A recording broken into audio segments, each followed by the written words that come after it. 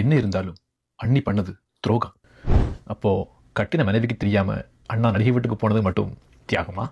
அது எதுக்கு 5 வருஷம் கழிச்சு வரணும்? அப்போ அண்ணா மட்டும் எதுக்கு 15 வருஷம் கழிச்சு சேர்ந்து படம் பண்ணணும்?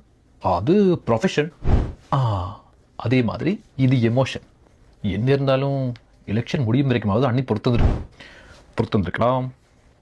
அண்ணா தன்னுடைய ஆசையை கொஞ்சம் கட்டுப்படுத்தி பொறுத்திருக்கலாம்.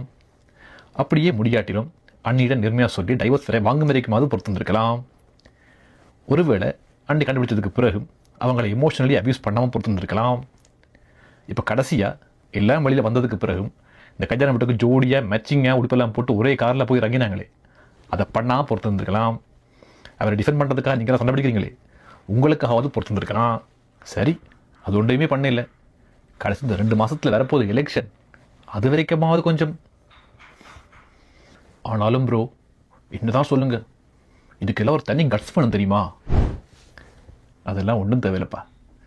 காசும் பவரும் இன்ஃப்ளூயன்ஸும் இருக்கும் போதும் எந்த தப்பும் பண்ணாமல் வாழ்கிறதுக்கு தான் கட்ஸ் தேவையே ஒழிய கண்ட மாதிரி வாழ்கிறதுக்கெல்லாம் கட்ஸ் எதுவுமே தேவையில்லை.